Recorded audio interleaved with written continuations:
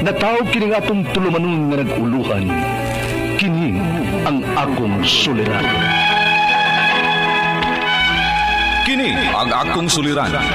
Mga minugbong duwa nga matapos lang sa usag ka hugna. Mga kinutlo gikan sa mga suwat sa mga minahal namong tigpaminaw. Busa kung naduna kamoy suliran nga naggumon karon sa inyong galamhan. Suwata ka na og ipadalaning atong tulumanon. Kini ang akong suliran.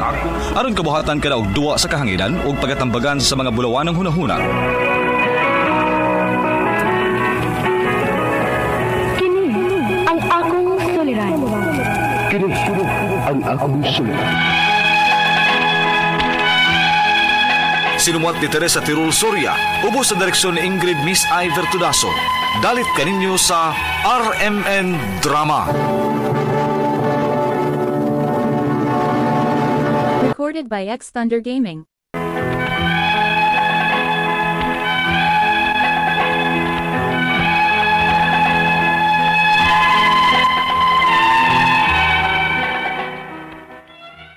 Mayong adlaw kanyong tanan nga nagpaminaw karon ning tulumanon, kini ang akong suliran. Ilabi na ninyo Dr. ni Obra ug Attorney Elaine Bathan. Ingon man sa mga artista nga maghatag og kinabuhi ning akong suwat suliran. Ako si Tipang, 33 anyos, minyo ugway anak, taga Bayawan, Negros Oriental. Punto legal kining akong suliran. Kabahin kini sa kabilin sa akong iyaan nga karon naa na sa laing kalibutan. Aron ihisabtan, sugdon ko sa dihang nauli ang akong iyaan gikan sa laing nasod. Ingon ini ang mga panghitabo.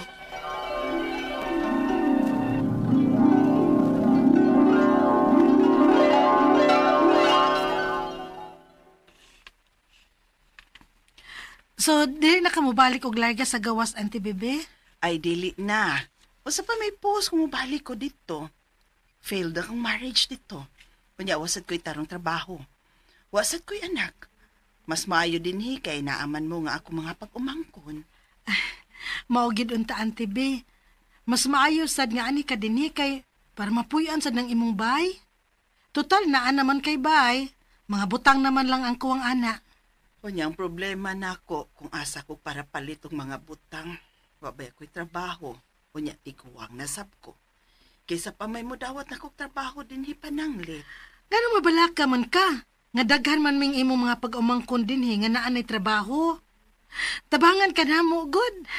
At least din kung masakit ka simbak ko, naami nga makaatiman ni mo. Kung mabalik kas gawas, kinsa may mo atiman ni mo dito? Ay, mausabitaw na akong gihuna-huna.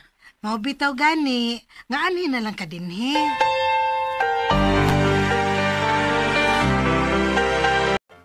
Mauntay plano nako nga palitan siya sa laset. Kanang dili lang gud kaayo mahal. Ang importante nga naa lang siya magamit. Ikaw gulay, total, yan sa nani mo. Kung ako imong pangutanon, okay raman kay mayor bagyo na siya na to. Maubitaw na akong gihuna-huna dong. Unya kay dili ram sa tingalita mabugatan kay wa man tay anak nga gibuhi. Mausad.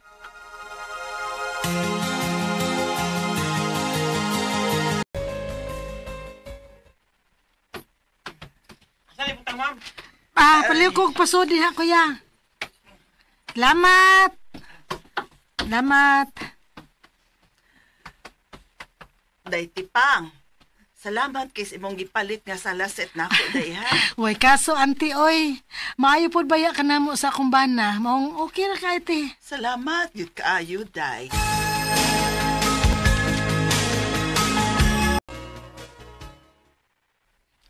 Nganong kipatawag ko nimo, auntie? Nakahuna-huna lang ko, day pa. Wa magyud ko'y anak. Unya, akong banawa na say labot na ako. Nakahuna-huna ko nga ikaw mo akong hatagan ani puhon sa kong house property kung mawa na ko. Ayaw sad pagsultig ingon ni Ana, auntie, oy. Wa ko magbinuang.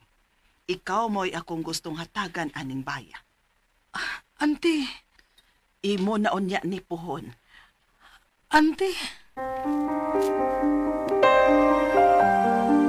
O ba day? Ingon siya nga iyang ihatag nimo? O lagi dong. Ako kuno iyang pasundon sa iyang house property. Nga, dili ka mo reklamo ang mga igsoon, ana, ug ang uban niya mga pagmangkon. Kung anong sa kadaghan ninyo, anhan niya ihatag nimo. Na, masad yun ay akong gihuna-una ay. Nakasiguro ko nga, daghan yun ang mukontra pananglit. Na, magubot, gitingali. Ay pasuka lang sila. Ako man ay property. May katungod ko kung kinsa akong gustong hatagan ani. Auntie Baby, Baggara sila naong kung ila kong hilabtan ani. Wa magani sila magkatabang nako nga nagkalisod ko ron. Ikaw ra man gyud nakahuna-huna nako. Auntie, Maong ayaw ka balaka. Dili sila makabuot kay property nako ni. Magpatawag unya kong abogado aron maay mulihok ani. Ug wa na sila'y mahimo pa. Auntie Baby.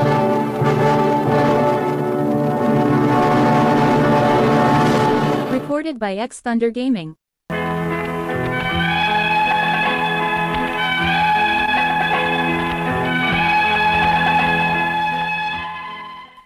Wa bay ako nangayo og baw sa akong natabang sa akong iyaan, pero siya man gyud maoy mo insist nga ako gyud kuno ang manununod sa iyang house property pohon. Nakaingon rasad ko nga kung tinuod man, makalipay ka ang balita. Pero at the same time, kulbaan pod ko. Kinahibaw manggod ko nga naagyoy mo kontra sa mga igsuon sa akong iyaan. Ingon man, ako mga igagaw. Tuig ang nilabay, og nasyak na lang ko sa balita, ngawa na daw ang akong iyaan. Namatay kay giatake. Pero tigyod na akong guula. Og mas naguol ko sa dihang usa pa lang gani kaadlaw gikan sa iyang paglubong. Naglalis naman ang mga igsuon kung asa mapunta ang bahay sa akong iyaan. Onya, Actually, 1 year ago gipalihok na ni Bibi ang iyang property kung kinsa ang iyang binlan. Pursuso ko nga isuon ni Bibi Attorney. Kinsa may gibinlan niya aning bay niya. Kinsa si Tipang. ako attorney. Okay, nimo gibili ning baong house property. Usa. Attorney. Ngano ko di? Pag umangkol man na siya. Sorry sir, pero pagbuot ni Stagia. Di ba mo? Di ba mo? Unfair na. Naapaming iya may suon. Uya sa pag umangkol na ihatag. Di ka na mahimo. Di ko musugot. Uncle.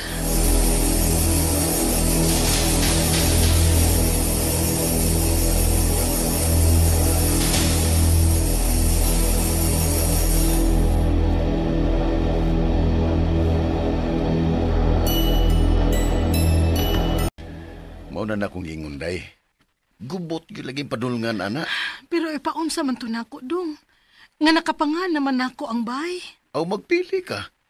Imong i-fight imong katungod, pero gubot gyud or kung pasagdan na lang nimo sila. Dong.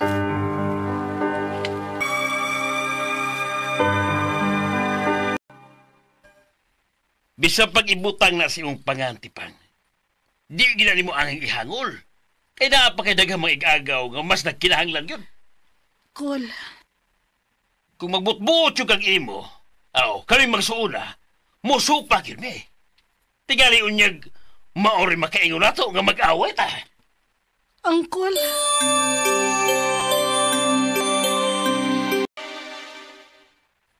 Ay sus ako gawhor, gani problema na ko uy. Nga na ihatag nimo kay bawo man kus imong kinaiya. Maayo man ka. Ug usa pa, nakasabot sad ko nga nung diha gihatag nimo kay sa buhi pa ang atong iyaan, nakatabang man jud kaniya. Alangan man sa dugang iyang binlan katungwa makatabang niya. Gaw. Ko i-fight yun na imong katungod uy. Dako kay kagkatungod ana. Pasagdi ng uban natong uyuan ug iyaan uy. Dili man sa pagpanaway ha, pero mga hakog ng uban nila. Maklaro man sad. Gusto nila nga ilahon tanan. Gaw.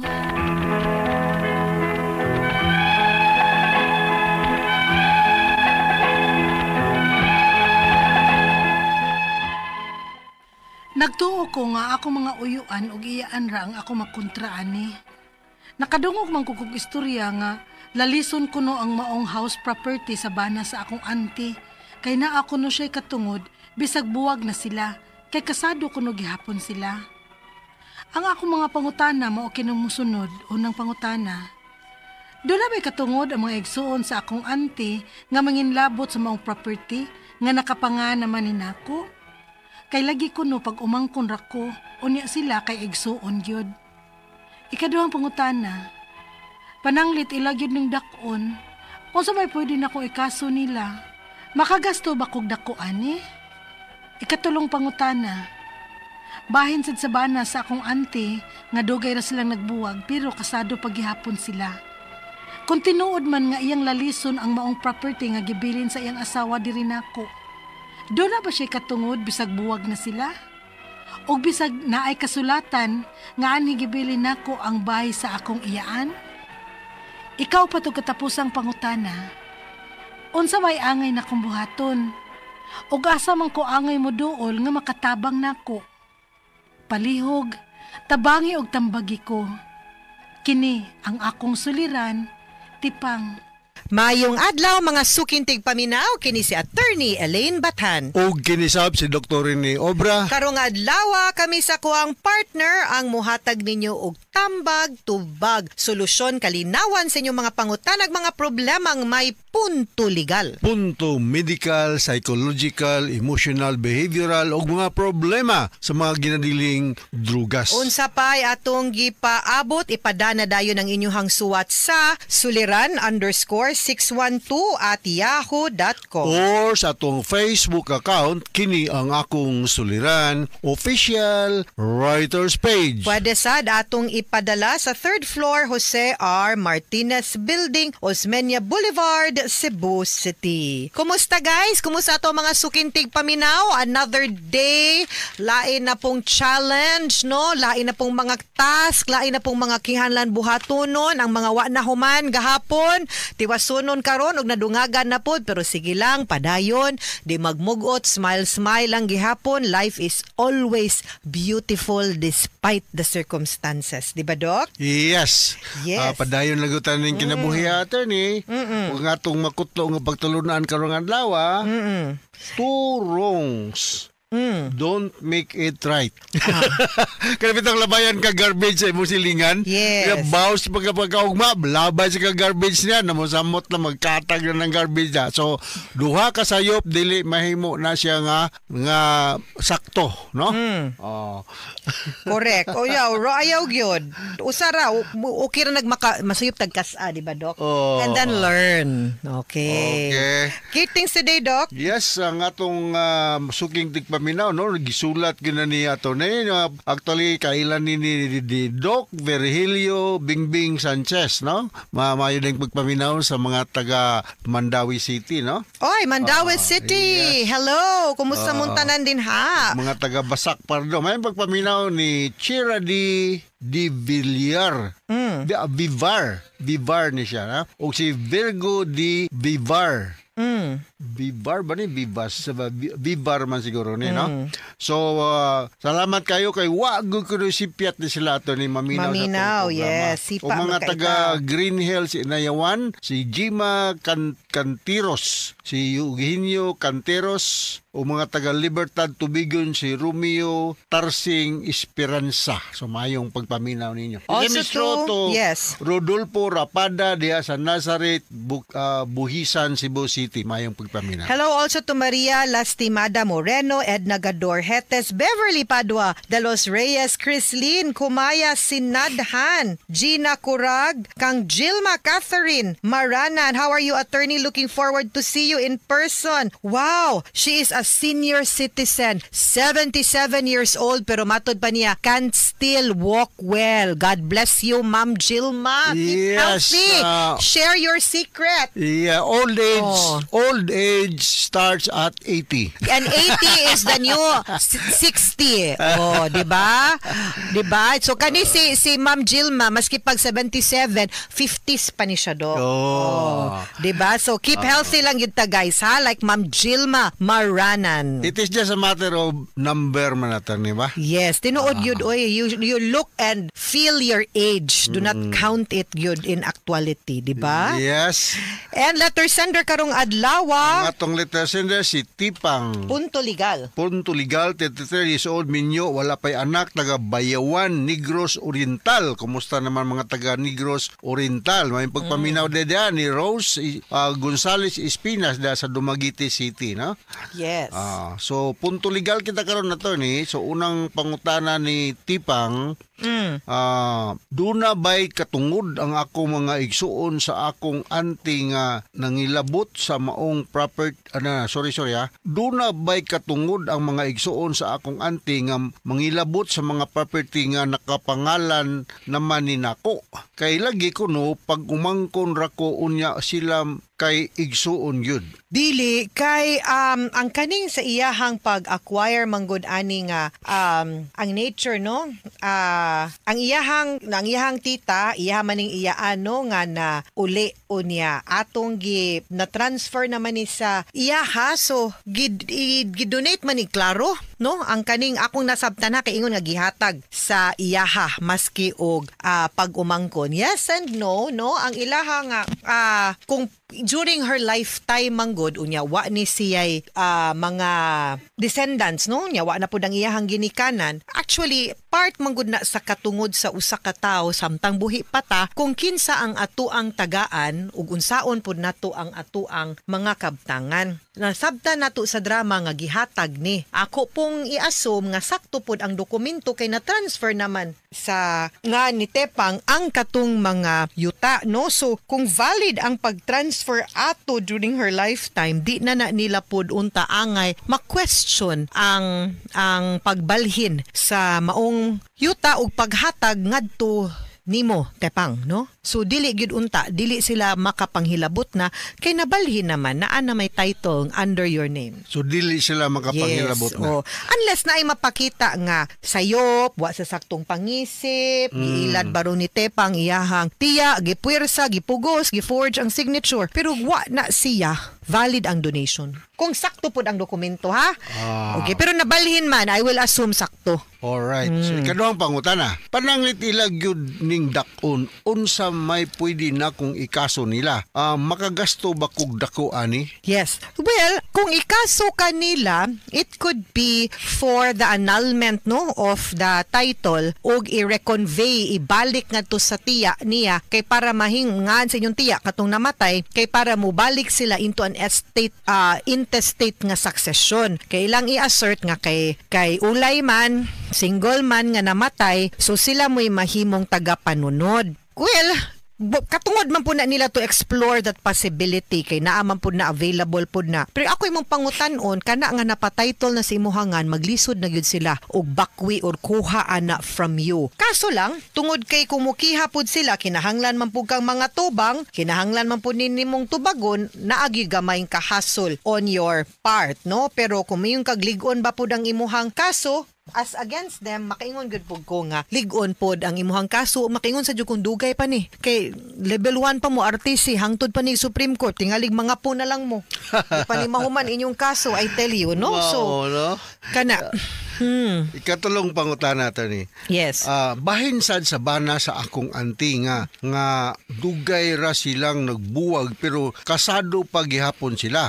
Kung tinuod man nga iyang lalison ang among property nga gibilin sa iyang asawa nako. Doon na ba siya ay katungod bisag buwag na sila o bisag na ay kasulatan nga ani gibilin nako ang balay sa akong iyaan? Kani sometimes it can change the whole story, no? Magdepende kung unsay nature sa property. Kung exclusive siya nga property sa imuhang tiya, way labot ang imuhang tiyo or iyahang bana. Labi na kay buwag na sila. Kung pananglitan, conjugal ang nature sa property, then kinahanglan gyud sa iyahang pagtugot. Kay dili man pwede. Pero naapoy higayon manggod nga kung nagbuwag sila, unya sad-an ang imuhang tiyo sa ilahang panagbuwag, basin pud nga ma-forfeit ang iyahang katungod sa conjugal property or iyahang share kay nakasa man siya. So it will depend on the circumstances lang gyud, ha? Okay. So ikaw pa to katapos ang pangutana. Unsa may angay na kung buhaton ug asa man ko angay mo duol nga makatabang nako. Abogado. Yung tabagi ko. Abogado gyud ang kinahanglan natong duolon ani, no? Kinahanglan gyud nimo kumpletuhon ang mga detalye, mga dokumento, labi na ang katong dokumentong gipirmahan sa imuhang tiya nga gibalhin nga gihatag na niya ang yuta, ang titulo, no? Unya, I really hope it was really a valid nga deed of donation para makit-an sa abogado ma-evaluate niya kung unsay nature sa property, because like I said, kinahanglan man gud ni natong i-determine kung ang katong maong yuta exclusive ba nga property or conjugal ba siya nga property or part ba siya sa absolute community of property sa manag-asawa or dili. Kay it would change the whole picture kung appeal siya kay magkinahanglan gyud ta sa consent sa bana, no? So kinahanglan gyud nga naa kay abogado duolon para ani, okay?